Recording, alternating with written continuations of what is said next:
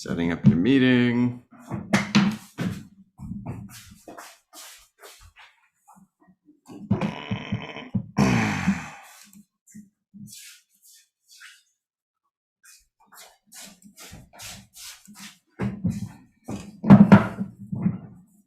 we're live! Oh boy, today I've got my best friend Bob with me. Oops. And he helps me out with my show, and he's a pretty neat guy, so maybe we should just get it started, huh? What do you think? You there, Bob? Yeah, I'm here. They can see that we're... Don't spoil it! Oop! Don't spoil it!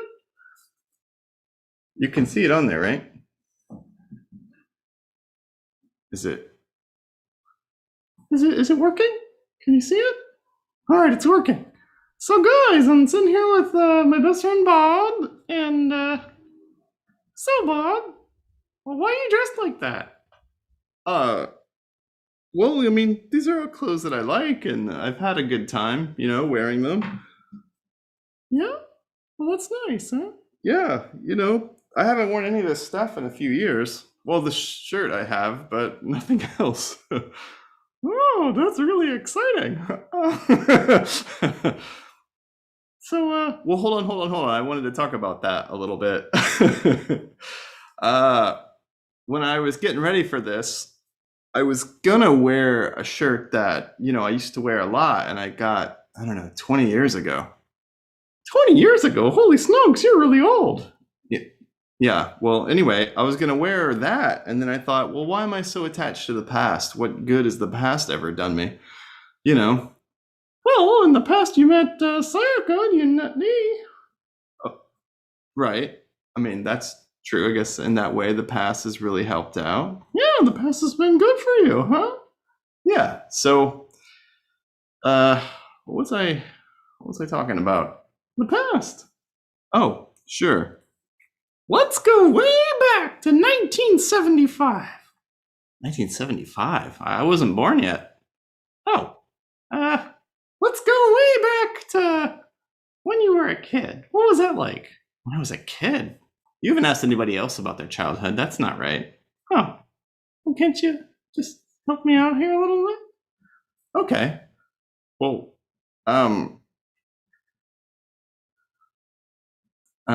today,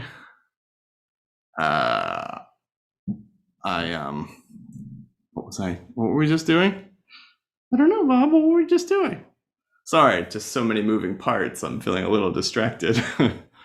So, normal you, huh? Yeah, normal me. Well, I mean, as a kid, well, let's see. If you want to know about that, well, what is it about my childhood you want to know about? What was it like? Well, I'll talk about the good stuff. Okay. And there, everybody has something to complain about their childhood, and I don't want to just sit here and do that. That sounds like a waste of a good talk with you. Okay. Well, give me some details, please. Oh, sure. I mean, how old was I when I started writing my first play? Was I 8, maybe 9? Wow. Did you get that? Did you get that produced? No. No. I started writing puppet shows. What? Puppets?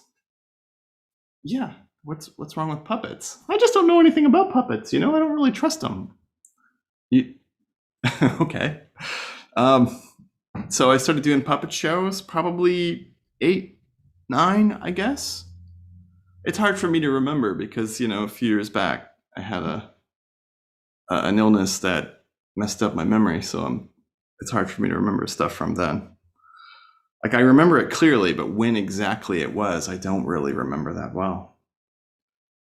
But yeah, it was something like that. Okay, so you're doing puppet shows, and then what happened? Well, I got older, and I had a best friend named Jeremy, and he and I would make like little skits with animals and toys, and we'd do funny voices, and he had one of those Casio keyboards that you record a sound, you go blah, blah, blah, into it, and you hit the key, and it does the sound that you made in the key. I guess it's like a really cheap form of sampling. Oh, cheap sampling. That sounds fun. Yeah. So we would go, and we'd play like records and we'd scratch stuff and we'd bang on trash cans. We'd hit the keyboard and we'd make these songs. I mean, they weren't really songs, they were just like noise fests. Is everything okay? Okay. And they were, we were having a lot of fun doing that. And I would record that on like a boombox, like audio. What's a boombox? It's like a stereo, and back then in the 80s you'd put a cassette tape in it and you'd hit record and it had a little built-in microphone. Oh, built-in mic, that's great. Yeah. And so he and I would do that for hours and it was kind of ridiculous. We would spend so much time on it. And I think I kept one of the tapes, but then, it got destroyed over time because it got old and started to stick together. Old stuff tends to fall apart. Don't say it like that. What? It does, like old cassette tapes. Yeah. So, well, yeah, that's where I was, as a kid. That's what I was up to. And then what? And then what? You should think of other ways to continue this other than saying, and then what? Like what? Like maybe ask a question that's more specific to what we're talking about. Like what? Okay, so let's see. Then in junior high, I just was kind of one of those lost kids that would wear funny shirts, and I don't know. I didn't really fit in anywhere, and by not fitting in anywhere, I kind of fit in everywhere. Let's see. Acted on stage a little bit. Did some Shakespeare. When I was, 14 maybe, I tried to write a book. It didn't work out, but it was a lot of fun. What kind of book? It was a novel. It was based on the way I would like to play. And, a lot of folks like to say they like to play when they're, 5, 6. But I would do that up until a teenager, where I would just engulf myself in a fantasy universe and go about playing in it, And then I noticed in my fantasy universe, there were characters and stories and places, and they linked together and made these really nice stories. So it was like when I wrote stories as a kid, except it was much bigger. So I thought I would try to write a novel, and it wasn't very good. And I don't remember if I finished it, probably not, but I started. Well, there must have been some good, right? Like something that you got done and all that? Well, sure. Yeah. I mean, I learned how to world build, like something that seems difficult for a lot of people. I learned it at a young age, like those fictional places and people and their lives and how they fit together. To me, it all made a lot of sense. So I guess that stuck with me, and like I'm working on a novel now and I still have that sense of a world, a universe. And it all seems to make sense to me. All the pieces fit together and all the characters make sense. Yeah. You're skipping ahead. All right. So let's see. Then you probably graduated from high school, right? I think so. Okay, so hypothetically, you might have graduated high school, and then what? Well, a lot of folks went off to college or whatever, but I was going through my bad boy rebel phase. What? Well, the closest I could ever get to a bad boy rebel phase. Oh. And I had a few bands with some friends, and bands like of thieves? No. Music. Like, oh, songs came back into your life, huh? Yeah. And I wasn't very good, but I had instincts about what made a song interesting and instincts about how to make it entertaining for other people. I didn't have the discipline to get any good, at music, but I put it together, and I kind of guided it. But I don't know, man. Thinking about this part of my past sounds kind of depressing. Why? I was, as a kid, I was just arrogant and really full of the idea of me doing something great.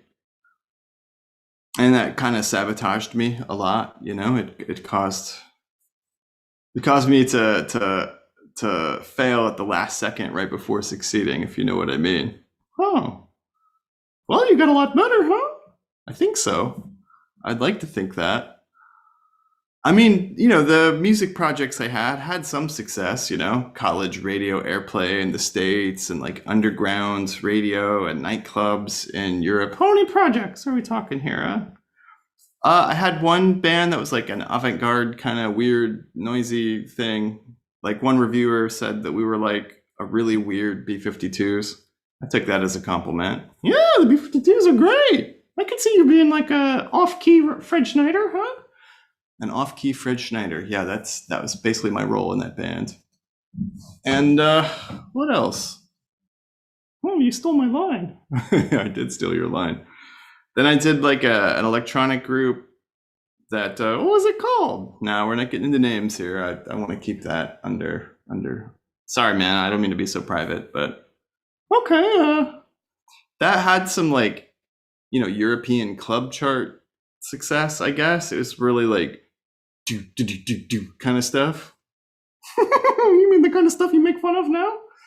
I mean, I don't know if I make fun of it, but yeah, you hear that, folks? That means secretly he makes fun of some stuff, and publicly he wants to be very open and nice.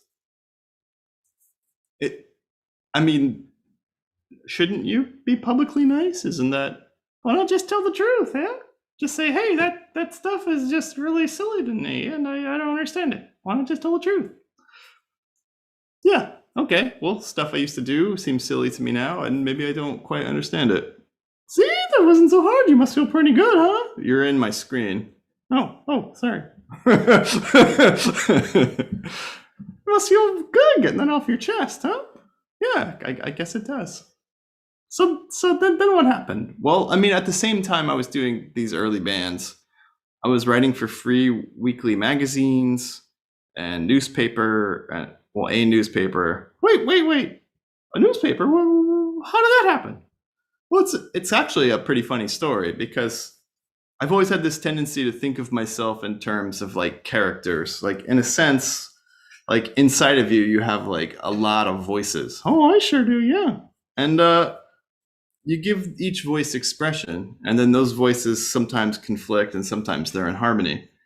And I've always felt that as different phases of my life progress, that a certain type of voice should be in the forefront, like it should be the main voice. Huh.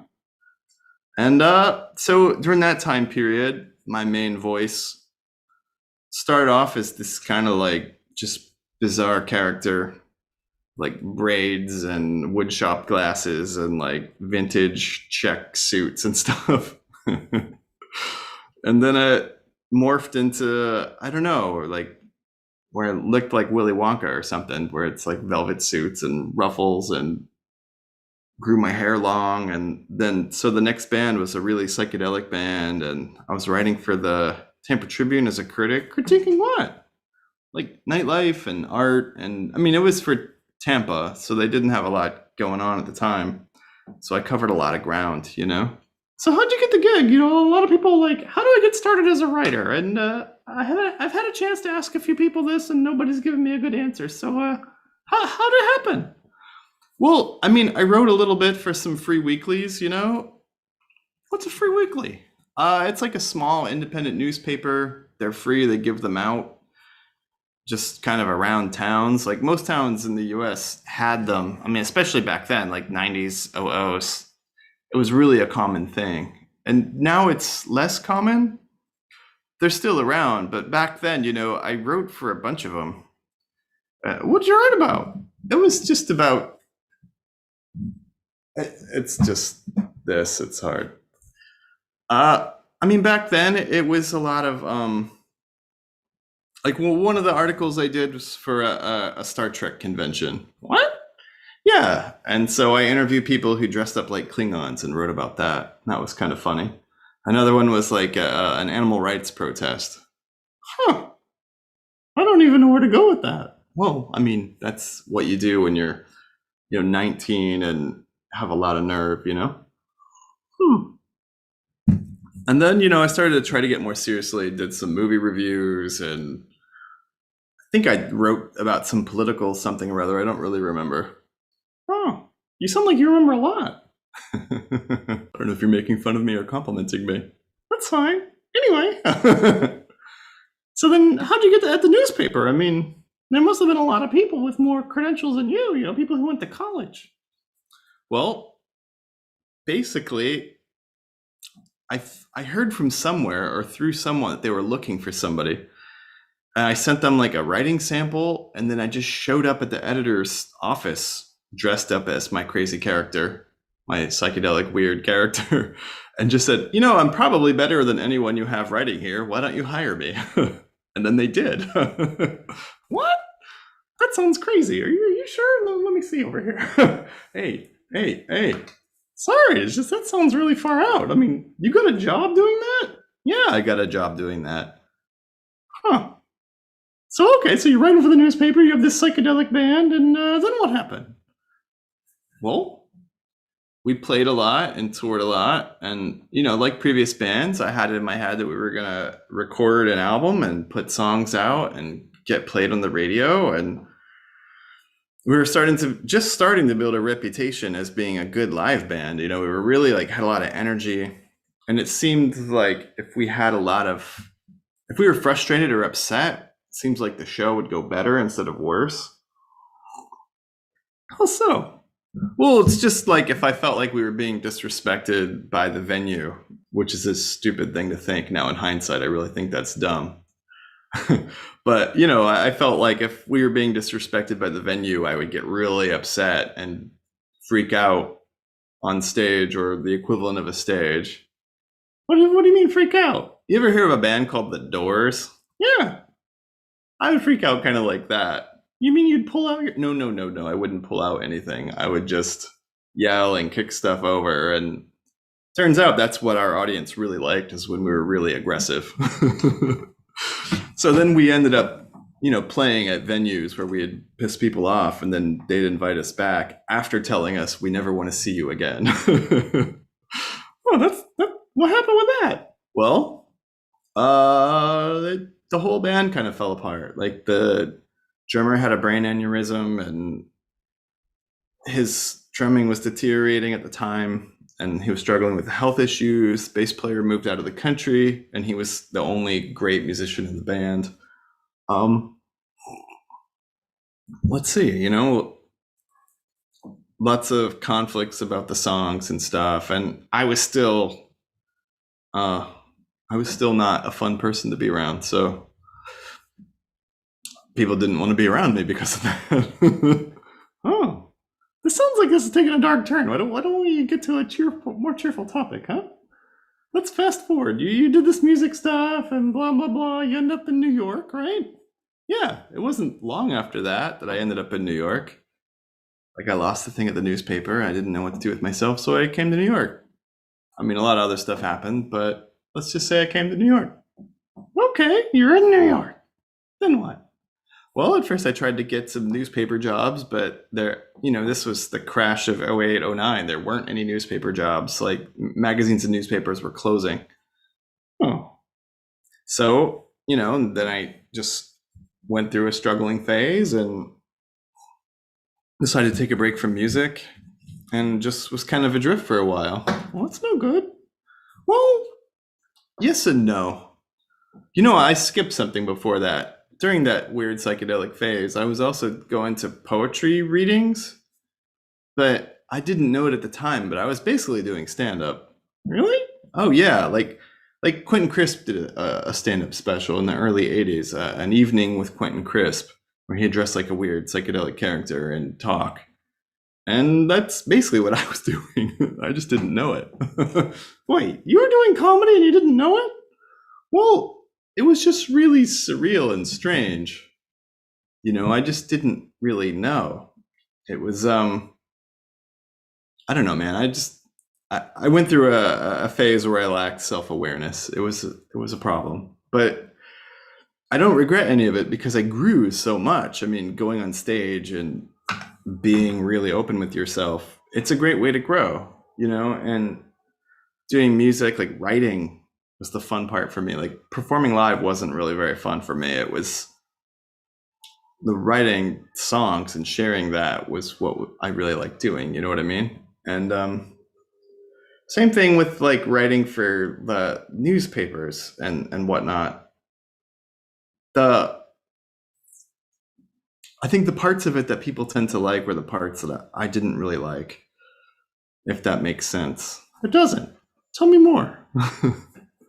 Like I, I think it was through creation that I went from, trying to figure out who I was or what I was saying, and then instead finding the purity of creation itself, if that makes sense. Huh. This sounds like this is going to be a theme. Yeah, you know me. You know this is going to be a theme. All right, so you're in New York, and then some stuff happens, and you meet Sayaka, right?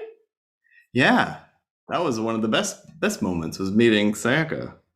Like, not too long after I got here, I met her.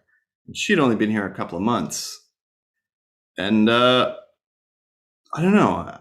I just felt inspired to become a much better person. I wanted to grow, and I suddenly became self-aware. And so I don't know, I felt like I had lost something and I wanted to get something back. Back from who? I don't know, back from myself, I guess. Like as a kid, I wanted to share and be this just wild, free imagination. I don't know if I even wanted that. It's just what came naturally to me and what I did. And then as a grown-up, somewhere along the way, like that it felt important, but I wasn't doing it, if that makes sense. Sure, yeah, I get it. So, you found it. In a way, yeah. I experimented with a lot of different interests, I started to get back into music. I started to get back into like art and painting, and started writing again. So yeah, that's pretty much where I was at. And then a few years ago, I met you. And oh no, you're skipping ahead. Didn't you do sketch or something? Oh, right. Yeah, I did go to school late. Went to NYU for a couple of years. Met some really good friends. What else did I do? I wrote a book that wasn't very good. I wrote some feature scripts, and woman that I met at school was representing me to sell those scripts. Yeah. And then I met you, and then I started doing comedy again. And, Sayaka's influence with her fashion thing really helped me a lot, because I learned a lot about being disciplined and, being determined to take step by step and to move forward. Does that make sense? Nope. So let's keep going. But yeah, if I hadn't met her, I don't know what would have happened, because my life up to that point had just been like, I was just trapped on this strange boat and I didn't know where I was going. And I'm still, you're still on a strange boat. You still don't know where you're going. Yeah, kind of. But I'm having a lot of fun. So we're near the present, right? Yeah, so tell us what you're working on now, huh? Well, I mean, I still paint. The painting thing has been very interesting for me, because I found that painting really opened me up for my writing, and it really opened up my music, because it caused me to think in a more visual way, but it also caused me to think in terms of process, how you put the different elements of what you're doing together. Like when you're writing, like my writing became more visual, and I became more interested in painting with words rather than just telling what I was thinking about or sharing a story or what have you. Oh. Whew, I'm sorry I'm not talking much. It's just, you're giving me a lot here. Aren't I supposed to make a joke right now? I should make a joke. Nope, nothing. No, tell me more about tell me more about how great it was that you met me, huh? That was amazing. Tell me how I'm going to tell a joke. Nope, got nothing. So tell me how amazing I am. Good job. Thanks. Yeah, so meeting you was really special because you taught me a lot more about receiving. And a lot of things I was thinking about suddenly made sense when before I met you they didn't really make sense. Like David Lynch and reading his words and hearing his interviews really was a huge influence on me. Yeah, I love him. His movies are great. Yeah, his movies are great. What's your favorite David Lynch movie? It's my favorite David Lynch movie. I mean, I really like The Straight Story. Uh-huh. And I really liked Mulholland Drive, Inland Empire. I don't know, man. It's hard to pick. I mean, Eraserhead I watched as a kid, and I still like it. Whoa! You left some stuff out, buddy. You watched Eraserhead as a kid? How old were you? I don't know, 9 maybe? 9? Where the heck were your parents? Not hanging out with me while I'm watching Eraserhead. That's amazing. You were 9 years old and watching Eraserhead. Hey, kids at home, don't. If your kids want to watch Eraserhead, that's nice, but it's not like The Last Airbender, you know. They might get scared. Weren't you scared watching that as a kid? No. I don't know why. I always liked watching like horror movies, especially like really cheesy old horror movies and like surreal kind of artsy movies. Huh. Yeah, I always liked sci-fi too. I grew up watching like Star Trek, a lot of Star Trek. Wow, I didn't know that. I mean, I knew you liked Star Trek because we watched it together, you know. But I didn't know you watched it as a kid, dude. I grew up watching the original series, and I watched the Next Generation. You know, pretty much grew up with the Next Generation. You know, Data and Riker and all that. Huh, was that a big influence on you? Yeah, I think so. I think considering the ideas of space travel, yeah, and aliens, and alien civilizations, and just being a good person out in the universe seemed to, at least as a kid, it seemed to mean a lot to me, you know. And then growing up, it being out in the universe and being a good person seems to mean a lot more to me now than it did then. I guess, if that makes sense. Nope. So, all right. So, what else did you do as a kid that you left out from earlier? I love Mel Brooks. Like Get Smart. I watched Get Smart as a kid. You watched a lot of TV as a kid. It's weird because most of my memories I was actually outside playing, but I was a sickly child. I was ill often. So when I was sick, I would watch movies and I'd watch old TV shows. Watched a lot of stuff from like the 60s and 70s. And I mean, it was the 80s, so there's good stuff then too. What other stuff did I like? I like Laverne and Shirley. Really? I don't know what that is. Well, you should watch it. It's funny. I think. I don't know. Maybe it's not. All right. So you were obsessed with comedy? Yeah, I watched SNL, Saturday Night Live, and Kids in the Hall, and I love sketch too so much. Which is why, with some of my friends from college, Pete and Pedro, I ended up doing sketch for a little bit. Even that, I wasn't quite evolved enough to make that work, I think. I just wasn't the person that I am now. You keep saying that. So what's it all about, huh? Well, uh, can you be more specific? You want me to be specific? Yeah, can you be more specific? Okay, what's your secret, huh? You're like old and you sound like you're doing better than you were as a kid. I am doing better than I was as a kid, for sure. Like, when I was 20, I was like arrogant and impatient. I mean, I was really determined, but I had no discipline at all, and no vision. I mean, I had creative vision, but I didn't have life vision. And then I feel like I've learned a lot of that stuff. I don't know where I'm at. I mean, it's impossible to know that. You know what I mean? I know where I'm at. I'm on Earth. I'm in New York City. Yeah, but who knows where I'm at? I'm in some mysterious, undisclosed location, talking on a Zoom call with an alien. Uh huh. So,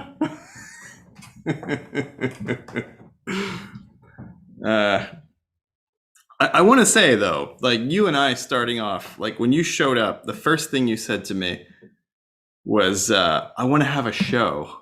No, it wasn't. The first thing I said was, hi, my name's Zoon. Okay.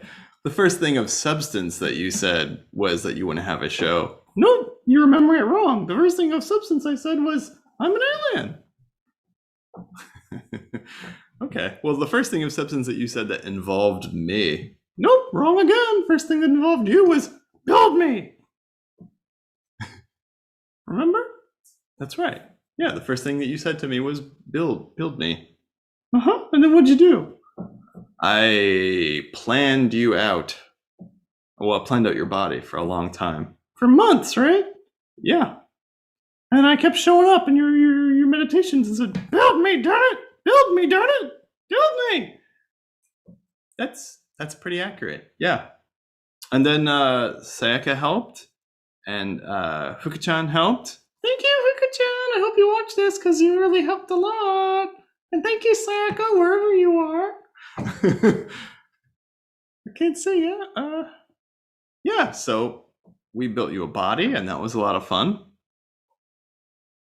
All right, and then what happened? Well, with my friends Nicole and Brian, we set about trying to make you a show. Yep, and how'd that go? Oh, that was a catastrophe. I mean, it was beautiful. We learned so much, and we grew so much. But the idea wasn't there, and I don't think I was evolved enough to do something like that. And to be really honest, I don't think you knew enough about us or about Earth to pull it off either. I don't think you were there yet either. Hey, speak for yourself, pal. Well, I know I wasn't ready. And then you and I, at the same time, we were doing stand-up together. That's right. We did almost every room in New York City. I mean, we open mic'd at almost every room in New York City. Don't make it sound bigger than it was. Yeah, but we were getting laughs. We were doing good. Yeah, but I mean, maybe you don't remember, but a lot of folks did not want to see us. Why? I mean, a lot of wannabe comedians didn't want to see us. Yeah, but a lot of them did. We made friends. We did make friends, and some really nice people. You're right.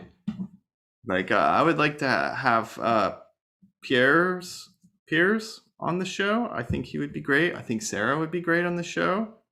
A few other folks from our stand-up time. I think that would be really awesome if we could have them as guests on your Zoon Talk show.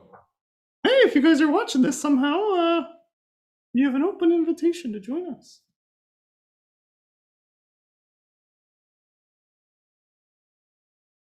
Yeah, so we did stand up and what else happened? What are you doing? Stretching. Okay. It's all right. You know, I'm doing a lot of talking here, and I gotta stretch it out. What do you mean you're doing a lot of talking? I'm doing most of the talking, man. I'm giving a lot here. You're not going deep. You're just giving me shallow, surface level stuff. How deep do you want me to go? What do you want me to talk about? You're the host. You have to ask the questions. I am the host. I am the host. I must ask questions. What you doing? I am the host. I must ask questions.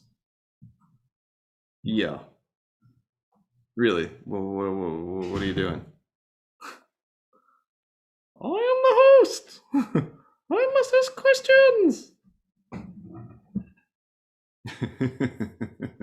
Okay. So what else do you want to know about? We did so then where were we? Still making music. You're painting so much. You took up like half the basement with your paintings. Really made Sayaka feel upset because you're using so much of the space, you know, with all these paintings everywhere. Yeah, but they're good, I think. Why don't you try hard to sell them? It may be hard for people to believe, but in my heart, I'm a very shy, timid forest creature. What? You know, like a lost unicorn. Are you trying to say that you think you have a big nose? Well, I don't know if it's that big. That's not really what I'm talking about. No. Okay, so why don't you try harder to sell those paintings? Get them out of the basement, huh? You're right. I'll put some more effort into that. Is that what you want to talk about? Painting? Jeez, Bob, it's like pulling teeth with you. Get you to talk about anything. Come on. People are watching. They want to see you talk. Oh, hey, look. Nicole's actually in the chat. Hey, Nicole. How's it going? Holy smokes, Bob. Yeah, yeah. Our first attempt at a show with Nicole and Brian was a lot of fun. I had fun making the sets and setting up the lights with them in our old apartment. You know, it was a real hoot and a half. Me too. Yeah. So, mm, so what else do you want to talk about? I don't know, man. I don't know what else to say. So you're still making music, right? You have a couple records, right? Yeah, I've got one of like uh, uh, instrumental stuff, mostly electronic, kind of like a pop record I'm working on with you. Woo! And yeah, that's for music. And the paintings are happening. It sounds like you do a lot of stuff. How do you do so much stuff? Hey, Nicole! She just messaged, hi, buddies. Hey, Nicole. How's it going? As you can tell, like he and I are in completely in different places, you know, with different screens. We're not even in the same room. Yeah, we're in totally different rooms. We're not in the same place at all, as you can see.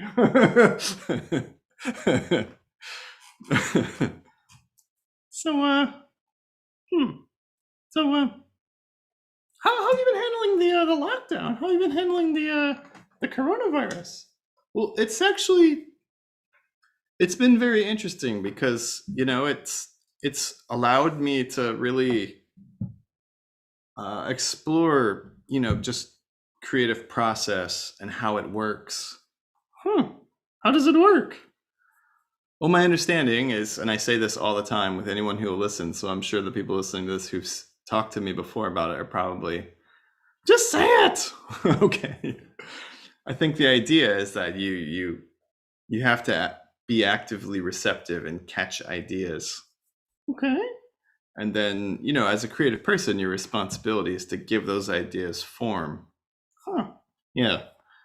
And how you interpret the idea and how much of you goes into it, you know, should be minimal, I think. Just whatever the bare necessity is to get the idea through. How do you pick an idea? That's actually a great question. How do you pick an idea? Well, I mean, for me, what I found is if an idea comes through and it really resonates, in what way? Like if I can feel it in my heart, like I'm excited about it and it makes sense to me, like I know I can do it in a way that doesn't suck. Oh.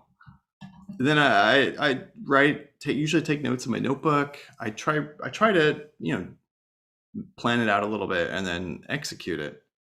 All right, give me an example, like a painting. You're catching an idea.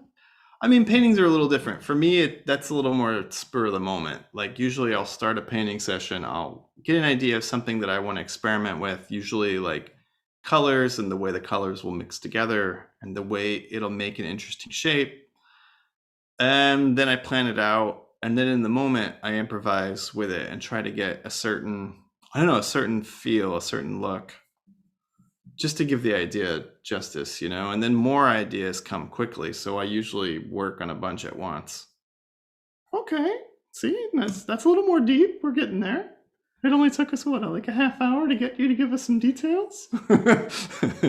I'm sorry, man. This isn't easy for me. I don't like talking about myself. I like talking about you, and I like talking about creative process, and I like talking with people about their ideas. That's more interesting to me than talking about my own process and ideas. Like to me, that's like a scary thought to talk about my own projects and ideas. Huh. So you're scared, huh? Yeah. Yes. What are you scared of? Well, that's the weird thing. Like, I don't think I'm scared of vulnerability because, like, I doing stand-up, you're vulnerable and judged in front of a crowd of people, usually strangers. And when you're doing open mics, it's usually strangers who don't want to hear you. So I think I have a thick enough skin now to handle being vulnerable around people. But I guess when I talk about myself, I don't know what it is. I don't know why that makes me feel afraid and uncomfortable, but it really does. Like I would prefer to talk to you about you, to be really honest. I'd rather be the one interviewing you. Really? Yeah, like that would be really comfortable for me. But you interviewing me makes me very uncomfortable. Huh. So tell me your deepest, darkest secret then. I don't know if I have any deep, dark secrets. Really? I mean, none that I can remember, none that were important enough to remember. Okay, so how does your creative process work when you're working with me? Well, what's funny is working with you is a lot like the way the creative process just works for me in general, and the way I suspect that it works for most creative folks. I have no proof, but I think so. In that you come through usually clearly, but then I have to pick the words from my own understanding of what you're trying to say and do. It's very strange. I don't know really how to describe it better than that. I just try to do you justice and try to make you as clear as possible. I see. So what about this? Why'd you give me this body, huh? Well, I mean, I had experience puppeteering, and you came through so clearly that my choice was really just to do that with you because that's something I knew how to do and I could do it pretty clearly. I mean, it's embarrassing because once in a while, too much me comes through you, usually when I'm tired or distracted or scared. But I try to do you as clearly as I can, you know? Huh. I'm saying huh a lot. I know, you're looking at me like, hey, Zoon, quit saying huh so much, right? Come on, you can speak up. I got a thumbs up off screen. So I think meeting you and working with you actually clarified the way I do everything creative that I want to do in my life. Because the process of working with you is a great metaphor for how everything else works. Like when I'm painting, the idea comes through and I catch it and then I try to interpret it and make it real. Like when music comes through, I hear something and then I noodle around with that thing and then I interpret it and it becomes, a bigger thing. And then it becomes real, like the book that I'm working on. I get scenes and characters and places that come through just in weird disjointed chunks. And then I have to interpret it and make it cohesive and then use, writing techniques to make it make sense. But I learned how to think of it and organize it in a more, a more realistic, workable way from working with you. Like I didn't think this way about creation before I met you. Like before I met you, it was a lot of just guessing and hitting and missing and like catching the vibe or trying to force myself to sit and work, like really trying to grind, and it worked sometimes, didn't work sometimes. Sometimes it'd be disappointing, sometimes high level, sometimes really low level. And, it was just always hit or miss. And the highs would always crash and then the lows would sometimes just perk up. But now that I think about creation the way I think about working with you, everything's very clear. And it's like a method now almost, except that there's so much unknown and so much like mystery and guesswork that it's always fresh and exciting, which I think for most creative people, if you're designing your way of working, like you should try to make it fun and interesting rather than, a chore or a grind. You see, you sound like a great salesman, Bob. Oh, I'm a terrible salesman. I wish I could be a great salesman. Well, make that your mantra and you're going to get better, huh? That's what I say to people. Thanks. Turning the tables. Like you do these inside jokes that make us laugh and the folks at home don't know what you're doing. Yeah, that's by design. Yeah, but it seems a little unfair that you would tell these inside little hits that make us laugh, and then the poor folks at home, don't know why that's funny. It's funny because you're always saying that to people, and then I got to say it to you. It's funny. Yeah, I know, but it would be funnier if hey Sayaka, since I'm very close to Bob here, and is there anything that I haven't asked him that I need to ask him? Hmm. Does it help to do like how helpful it is for you to do like different creative um forms like music and painting and like you do a lot of thing and I've always wondered like I kept asking you like hey why don't you do just one thing. See, that's early on in my life. That's a good question, by the way. Thank you.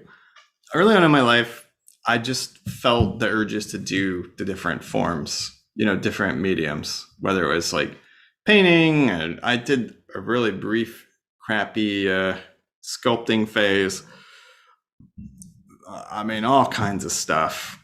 I've made video games. I've done all kinds of weird stuff. But what I've noticed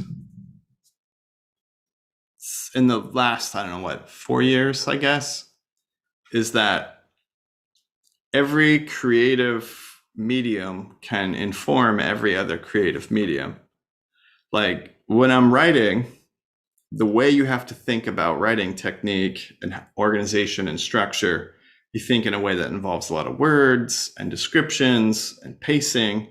And when you do that, it makes your other art forms better, meaning like the paintings have a bit of a lyrical language to them. It's still beyond words. I just think that's what good visual art should be. But it's just got a lyrical quality to it. And like music has a rhythm and a pace and like a vibe and energy.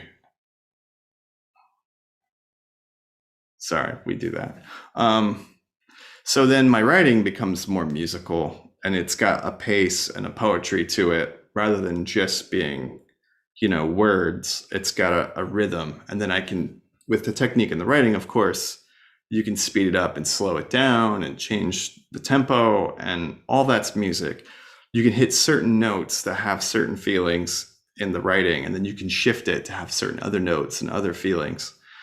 And so working on music's made the writing much, in my opinion, much better and much easier to do. And same thing, like I said, with the painting, thinking visually forces you to consider things in like terms of like shape and color and form and structure.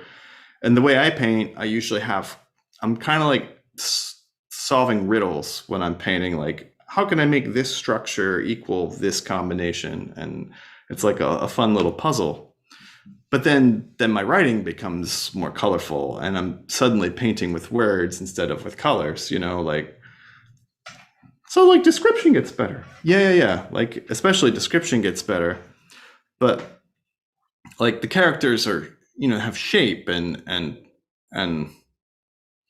a certain unfathomable quality that visual art has that written word tends to not have. Uh, like stand-up comedy has helped literally everything in my life. Like, Why? How? why? How?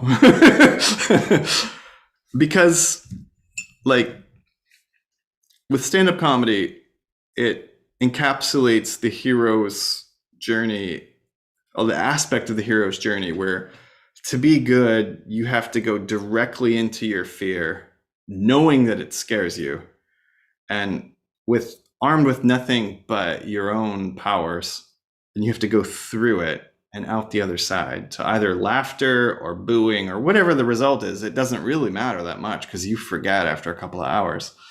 Once the adrenaline comes down, you kind of forget. You just have to take notes on how certain jokes did, and it becomes all technique.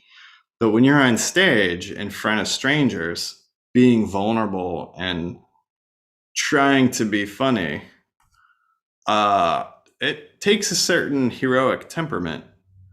And I think that all creation has that to it. It's a little bit hidden. Like when you're painting, you're not right in front of an audience usually showing your work. It's at the end where you say, "Hey, what do you think?"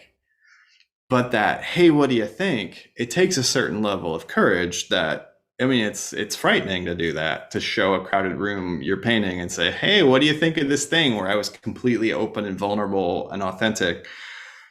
Judge it, please. That's frightening. But after doing comedy, the idea of showing my paintings to people doesn't scare me at all. Like a little bit, but not like it did. Not enough to slow me down or stop me. Whereas before, just the idea was absolutely frightening. Or like, in music, it's one thing when you write a song. It's another thing when you sing it for people. Like that's frightening, but it's still not as frightening as stand-up.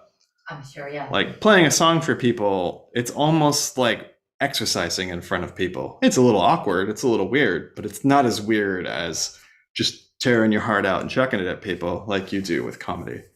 Like comedy, I think, is the most difficult art. I really do. I think it's the hardest. So crazy respect to comedians who can do it at all, because it's so scary and hard. Like even to do it badly, it takes a certain level of courage. But I think that's what makes being a creative person great, is that you can't succeed without being brave. Like it's just not possible. You have to, the fear is not going to go away ever in your life. You have to be afraid. You have to go full on in. Oh, I'm afraid right now. I'm sure you are, right? It's scary. Like this is your show and you're the center of attention. You're barely talking because this is your interview show. But like Sundays where you're in front of everybody and it's just you talking about whatever's happening, and Sayaka and I are just trying to help you get through it. Like that must really scare you, right? Oh yeah, and I don't understand you humans. I really don't. I don't understand. That is an interesting thought to me too. Like being an alien, completely being vulnerable in front of a crowd of people from another planet, that has to really scare you sometimes, right? Yeah, I mean, for me, it was about figuring out, how to relate to you guys, because that was so hard for me. That's why I like doing stand up, and that's why some days doing stand up, some stuff really worked, some stuff didn't, because you weren't sure how to. I wasn't sure how to open up. I didn't know how to connect. I still don't really. I'm just trying to figure it out. But it's very brave of you to have 2 internet shows. Yeah, it's thank you. I appreciate that. That's nice. So, but another thing that comedy taught me that I don't know if I could have learned any other way is, I believe now, after having done stand-up, that the only way to be really original and good at any creative form is to learn to do it at the highest level you can, but in your own way, in your own time, in your own style. In comedy, everyone that knows anything in comedy will tell you that almost from the beginning. As soon as they get used to seeing you at open mics, they say, this is how you got to do it. You got to find your own way. Don't try it anybody else's way. It won't work. You have to fail. You have to be terrible for a while. You have to experiment publicly. And you have to figure it out on your own in your own time. And there are techniques, but how to apply those techniques in comedy is different for every comedian. And you have to figure out how to do it yourself. And that takes time and lots of practice. And after having done stand-up and having that explicitly told to me by other comedians who are, successful, I noticed that with other creative forms, it's the exact same thing. Like you only get to a certain point if you're trying someone else's formula. But when you create your own formula, that's where you get higher level. That's where you really get doing good stuff. And I don't think you can get there without the realization that, hey, I have to do this my own way, in my own time, at my own pace, in my own style, with skills that I've learned along the way, and that I've proven to myself work through experimentation. I just think that's the only way to do it. I could be wrong. I mean, I don't know, but I don't think I've seen any creative person at a super high level who doesn't approach it that way. Yeah. I agree. That's my method too. Good job, Bob. What else? Ask some more questions, because I'm too close to Bob here to be neutral. I'm just saying, whatever, Bob. A lot. Hmm. Do you have any other questions? Yeah, Bob is so much into self-development, and I want to know like how he got into that, like when he realized that that's needed for him, and did it help for the creation as well? All right, Bob, I want you to answer that question, but hey, you guys who are watching this, if you can think of anything you want to ask Bob, please post it in the comments. We'll answer it, because I'm just so close to him that it's hard for me to think of stuff to ask. I'm really sorry, but we're just so close. It's like stuff that's obvious to me may not be obvious to you. Okay, so what was your question? I want to know about like what kind of self-development thing you do, because it seems like Bob's religion. Well, but before I talk about that, I just want to apologize to some folks, because once you start getting real results, it's so easy to become like a priest of your new religion. Like when I started getting real results, like, oh, I'm not depressed anymore. Oh, I have pretty low levels of anxiety. Oh, my creative process makes sense to me now. Oh, my whole life makes sense to me now. Wow. Like that sort of thing. It's so hard to not want to just like yell it to everyone you meet. Like, here's how you do it. It's so great. Oh my gosh. And I realize now how annoying that can be. Because, I think most people have heard that yoga is good for you. I think most people have heard that, meditation works. So saying what people have already heard, but really enthusiastically, like, hey, I just don't know if that was the right thing to do. So I apologize to everyone that I've done that to. I'm sure at least one of you are watching this. So I want to apologize for that before. Stop apologizing. Answer the question. Okay. Well, it's just, I went through a very long-term depression. The thing is, when you have like oh gosh, what's that word? An illness that sticks with you for a long time. What is that called? Chronic. When you have a chronic illness, like a chronic depression, like it's not all the time. It's just waves of oozy darkness, and it just hits you, and you feel like you can't do anything about it. And so I guess I was lucky in that I was able to recognize that something was wrong and that I wanted to fix it, but I didn't know what to do. And so then, after, when I was a kid, I was put into like therapy, and that didn't really do anything for me, because, I was already studying psychology and I was analyzing the analyst techniques. Like to me, it was like, oh, this is what they're doing, So it didn't really help me in that way. And then, I was on meds as a kid, but the side effects were so terrible that it didn't help me either. What kind of side effects? Oh, the stuff they warn you about in the commercials, like cramping and diarrhea and dizziness and fever and, all this. I didn't have like organ failure or anything really terrible like some people experience, but it wasn't good. And I refused to do it after a while. I was like, being depressed is better than this. But if it helps you, please do. I don't want to give anyone the impression that if you found something that works for you, that you shouldn't do it. Do what works. Even if it's short term and you're finding a longer term solution, do what works. What works for me may not work for you. I don't want to give medical advice to anybody. I just want to make that clear. Yeah, Bob, we got it. We're not worried about getting sued. Well, you should always be worried about getting sued. You live in the United States. People like to sue other people here. Okay, so come on, answer the question. So then I got into more esoteric ideas, like shamanism and the idea of like spirits and beings and energies and all that, but I wasn't quite sure how to process it. So I was reading books on that. And like I say, I was studying psychology, so I was reading books on that. And I'm a native lucid dreamer, which means my dreams feel like when I'm awake. I can't tell the difference. And as a kid, really? Yeah. As a kid, I would sleepwalk and not know that I was sleepwalking because my dream and my real life feel the same. I'd have conversations with people. I still sometimes do things and think that I did it in real life. And then I go, oh shit, I didn't do that. Oops. Like that still happens to me. I don't sleepwalk anymore, as far as I know. And sometimes it's just so crazy realistic that like that feels like a real gift.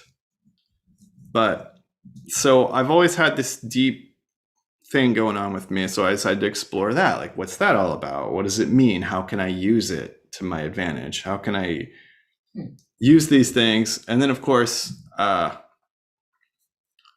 got into some trouble as a teenager, and I learned like meditation and self-hypnosis as part of a program for troubled kids. And that opened my doors a lot. And I started experimenting with meditation and reading about it. And then I started getting in contact. Like whenever you start with meditation, you're going to end up studying, Buddhism and Taoism and all the isms of the East, Ism of the East. And it was no different for me. That's why you're quoting like Zen monks and stuff all the time, right? Yeah. But see, you just did it again. What? That's something we can laugh at, but they don't know that I do that. So to us, it's funny. To them, it's not funny. To them, like, oh, he does that, huh? And then we laugh. Bob, you can't analyze every inside joke when you go on like Conan. Oops. When you go on Conan in the future, you guys are going to share little jokes about things you talked about that the audience won't know about. That's normal. Get used to it, buddy. This is the path you're on. Okay. You're right. I just found it really funny that you keep doing these inside jokes and then we keep laughing and then you. So what else? So, along the way, I got into, all the stuff that you get into when you're into like metaphysics and esoteric studies and mysticism and, crystals and incense and candles. I mean, the candles and incense, really, I was into since I was a kid. My mom's best friend was really into that stuff, and I just immediately loved it. I still love candles. I paint by candlelight. I burn incense when I'm writing. Like, I just love that. It's part of my thing. And what else? Well, that's when, as a kid, I was reading books like a lot. And then my 20s, I slowed down. But then trying to cure myself of my problems, I start to read books a lot again. But, books,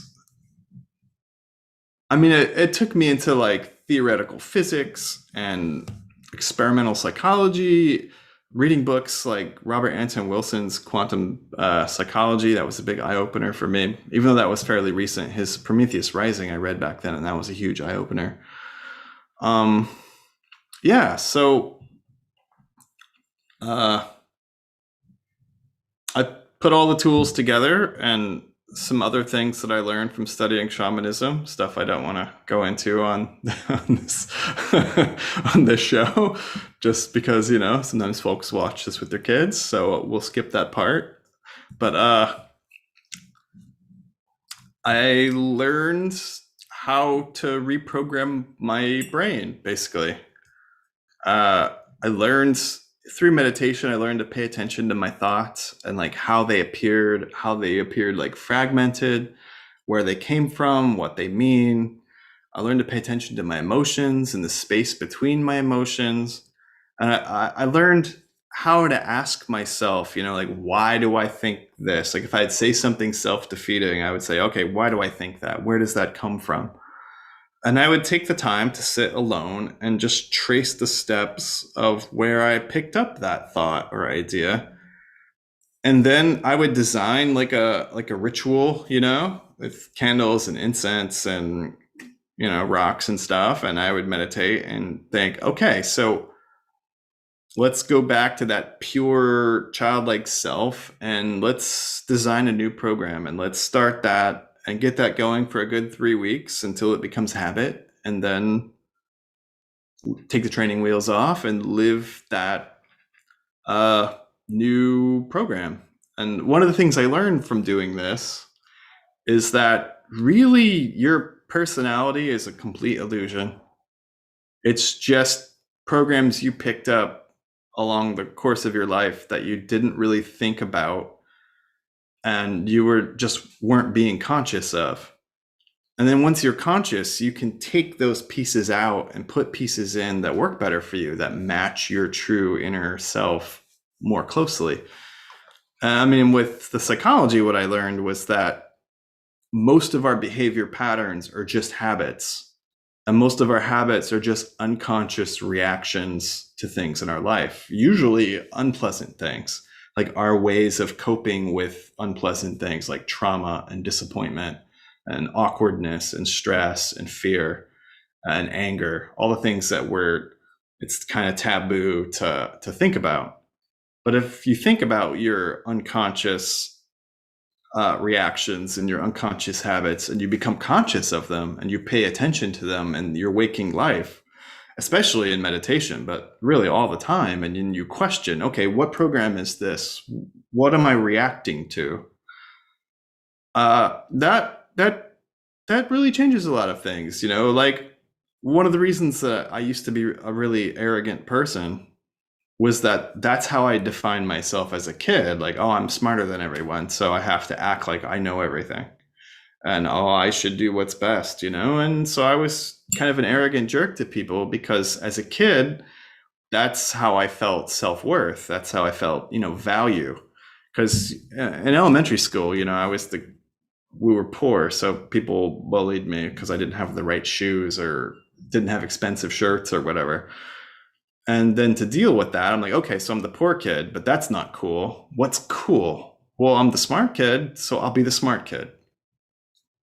And so then, I would adopt like smart kid mannerisms. I tried to like play chess and like read popular science magazines, which actually was great because learning about astrophysics was really cool. But but using that as a way for me to define myself in public because I wasn't consciously aware that I was doing it was one of the things causing me pain in my life. It's one of the things causing me stress and anxiety. And as soon as I became conscious of myself doing that, then I became comfortable being the smart guy because I didn't need to be the smart guy. I could just be me. And if I'm interested in, Bohm's theories on uncertainty, that's fine. Like there's no shame in that.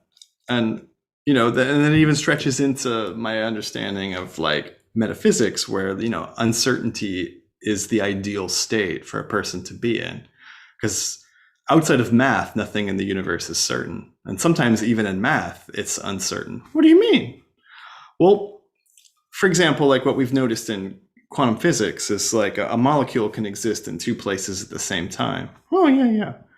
But if you're counting that molecule, 1 plus 0 might not equal 1. It could equal 2, or if it's existing in 1,000 places at once, 1 plus 0 could equal 1,000. So even applied math isn't always certain. And I think that level of uncertainty, like in my study of the I Ching, I've come to understand that level of uncertainty is how you practice being receptive. If you're not artificially certain, like that what you believe is the truth, and what you are paying attention to isn't the only thing worth paying attention to, if you can practice being unsure, that you can find a deeper, more authentic truth in your reality, I think. Holy smokes, Bob. Do you just think about this all the time? Yeah, believe it or not. I don't know where to go from there. I mean, what about food? What about food? I mean, and I think developing an effective morning routine, I say morning, but waking routine, it has helped me a lot. Just, you wake up, I wake up, I write my dreams down in the morning. If any ideas come through, I try to catch them, because I found those points when you're semi-conscious are very inspired moments. So I try to catch those. If I have interesting dreams, I try to catch those. If somebody wakes me out of my sleep, my dream disappears usually. So, and Bruce wakes me up often. So that's frustrating, but it's okay. And then you get up, or I get up. Usually Sayaka and I together, we'll do some yoga. Sometimes we have to do it separately. If we're in a hurry, sometimes we'll skip the yoga and just do some exercise of some kind. When I'm exercising, I usually have like mantras for whatever like reprogramming that I'm working on or just trying to make stronger. For example, what? Whoa. Thank you, by the way. That was great. I mean, a big one for me a long time was like the idea of self-love, which I struggled with.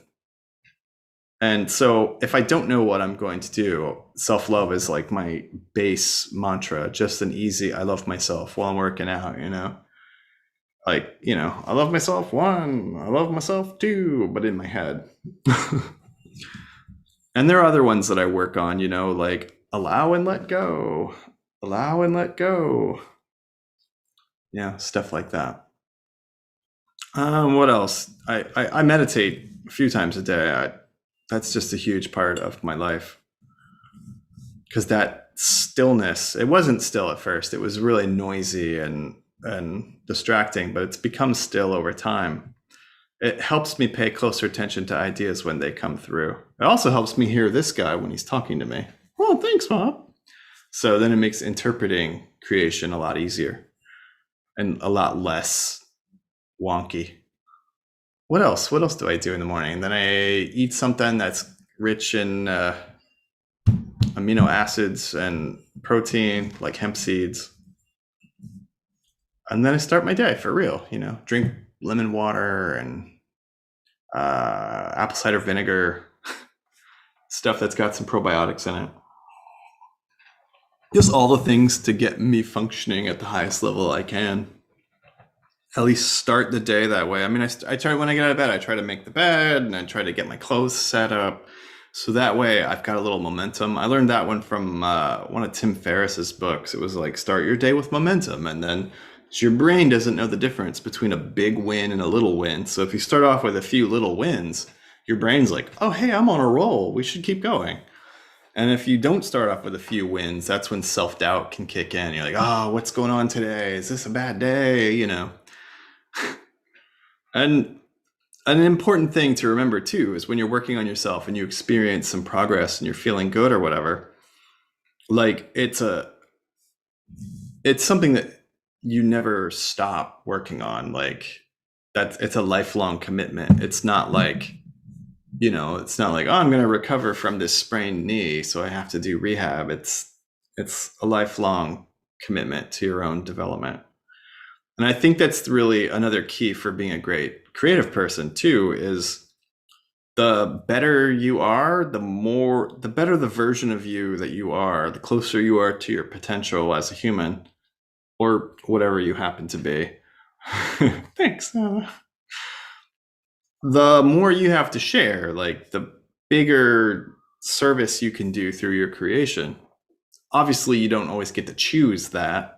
If it's just not the time when people need to respond to what you're doing, and that time is 10 years from now or something, has to be okay. Like you have to let go of that expectation that everyone's going to understand what you're doing. But the more you grow, the more you're able to connect what you're doing with other people generally. And the better and more clear you can get with what you're working on, I think. At least it's been my experience. Wow. We really got some good stuff here, Bob. Thank you, Sayaka, for the good questions. Do you have any more? No? How about you folks at home? Do you have anything else you want me to ask Bob? No? Huh. This seems like a good spot to wrap it up, huh? How far did we get? 1 hour and 15. Oh, yeah, this is a good point to wrap it up, huh? So it was really good seeing you, Nicole. Thanks for commenting. Bob, thanks for coming here on my show and being in a totally other room with a totally different camera than mine. Yeah. I'm sure I spend a lot of time looking sideways at you. It's just my habit. Whenever you're around, I want to look at you. That's okay. Thanks for coming. I really appreciate it. I hope this was valuable for you guys. It was valuable for me. I learned a lot about Bob. And this has been Zoon Talks with your host, Zoon. I'm trying to do this on Thursdays or Fridays, depending on your time zone. And be sure to check me out on Instagram with my Zoon show. Sundays. What is that? 9 a.m. in New York and 10 p.m. in Japan? Yeah. And, well, this has been a hoot, Bob. Thanks for coming, and thanks for helping out Sayaka. And I love you guys. Bye. Bye. Lots of love. Oh, Bob's right on me.